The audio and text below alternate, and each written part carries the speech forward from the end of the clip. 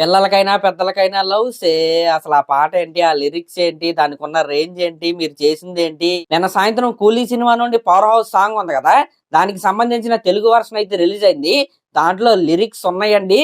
ఏదో fan made version లాగా అయితే ఆ లిరిక్స్ అయితే ఉన్నాయి. అస్సలు ఎలివేషన్ సాంగ్ లాగా అయితే లేదు. తెలుగు వర్షన్ విన్న వెంటనే తమిళ వర్షన్ వింటే అబ్బా ఇది కదరా సాంగ్, ఇది కదరా ఎలివేషన్ అంటే అనే విధంగా అయితే ఉంది.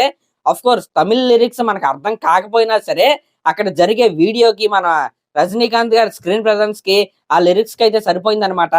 కానీ మరి తెలుగులో ఆ లిరిక్స్ అర్థం అవటం వల్ల అలా అనిపిస్తుందో లేకపోతే ఏంటో తెలియదు, కానీ నిజంగా చాలా అంటే చాలా బాగా ట్రోల్ చేస్తున్నారు. ఇలాగే అంతకుముందు లోకేష్ కనకరాజు గారి సినిమాలో ఆ లియో సినిమాలో నా రెడీ సాంగ్ ఉంటది అనమాట.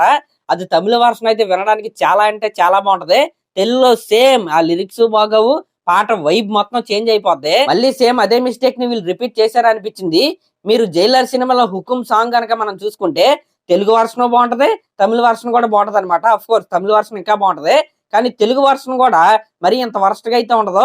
ఉరుముకి మెరుపుకి పుట్టాడరా అని ఎలివేషన్ లాగే ఉంటది. అంతేగాని మరి ఎలా పిల్లలకైనా పెద్దలకైనా లవ్స్ ఈ విధమైన లిరిక్స్ అయితే ఆ పాటలు అయితే ఉండవు. ఎలివేషన్ పాట ఎలివేషన్ లాగే ఉంటది. ఇంకా ఒక్కసారి ఆ తెలుగు వర్షన్ కింద మన వాళ్ళు కామెంట్స్ అయితే చూడండి. ఒక్కొక్క కామెంట్ ఒక్కొక్క డైమండ్ అనమాట.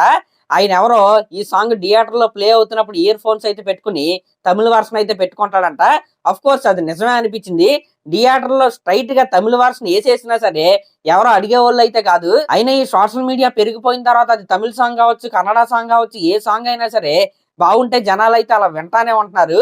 అదే విధంగా ఈ కూలీ పవర్ హౌస్ సాంగ్ ఎప్పటి నుంచి కాదనమాట, అప్పట్లో ఒక ప్రోమో అయితే రిలీజ్ అయింది కదా, అప్పటి నుంచి మన వాళ్ళు అయితే ఈ తమిళ వర్షన్ ని వింటానే ఉన్నారు. దానికి అలవాటు పడిపోయారు. ఇంకా కొంతమంది అయితే రింగ్ టోన్స్ కూడా పెట్టేసుకున్నారు అనమాట మన తెలుగు స్టేట్స్ లో కూడా.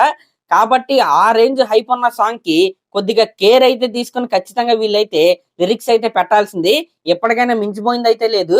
సినిమా రిలీజ్ కి ఇంకా 14 రోజులు అయితే ఉంది కాబట్టి, దగ్గరగా 15 రోజులు అయితే ఉంది కాబట్టి చేంజ్ చేస్తే మంచిదని నేనైతే అనుకుంటున్నా. ఇంకా ఇదంతా పక్కన పెడితే నిన్న కూలీ సినిమాకి సంబంధించి ఒక కొత్త పోస్టర్ అయితే రిలీజ్ చేశారు. ఆ పోస్టర్ లో మన కింగ్ నాగార్జున గారి లుక్స్ అయితే నాకైతే చాలా అంటే చాలా బాగా నచ్చినాయి. ఈ కూలీ సినిమా ఖచ్చితంగా నాగార్జున గారి రెడెంప్షనే అని నేనైతే చెప్తాను. అదే విధంగా మన రజనీకాంత్ గారి గురించి నేనైతే ప్రత్యేకంగా చెప్పాల్సిన అవసరం అయితే లేదు. ఇంకా అమీర్ ఖాన్ గారి లుక్స్ అయితే చాలా ఇంట్రెస్టింగ్ అని అనిపించినాయి. ఆయన చేతిలో గన్ అయితే ఉంది, ఆయన అయితే చాలా నవ్వుతా అయితే ఉన్నాడు. అసలు ఆయన క్యారెక్టర్ ఎంత వెరైటీగా ఉంటదని నేనైతే చాలా ఎగరగా వెయిట్ చేస్తున్నా. ఇంకా ఉపేంద్ర గారి లుక్స్ కావచ్చు, శృతి హాసన్ గారి లుక్స్ కావచ్చు, ఇంకా శోభిన్ గారి లుక్స్ కావచ్చు, సత్యరాజ్ గారి లుక్స్ కావచ్చు, అందరూ చాలా ఇంటెన్సిటీకి అయితే ఆ పోస్టర్లు అయితే కనిపిస్తున్నారు. ఆ పోస్టర్ లో మనకు చూపించిన ఫేస్లు ఏవైతే ఉన్నాయో అవే అనమాట ఈ కూలీ సినిమాలో మెయిన్ క్యాస్ట్. మరి వీళ్ళందరూ కలిసి ఆడిచ్చే మాస్ గేమ్ ఏదైతే ఉందో అది August 14 మనం అయితే చూడబోతున్నాం. దానికి సంబంధించిన ట్రైలర్ August 2 అయితే మనం అయితే చూడబోతున్నాం. మరి దీనిపై మీరేమనుకుంటున్నారో కామెంట్ చేయండి. అలాగే మన ఛానల్ కనుక ఫస్ట్ టైం చూస్తుంటే ఖచ్చితంగా సబ్స్క్రైబ్ చేసుకోండి.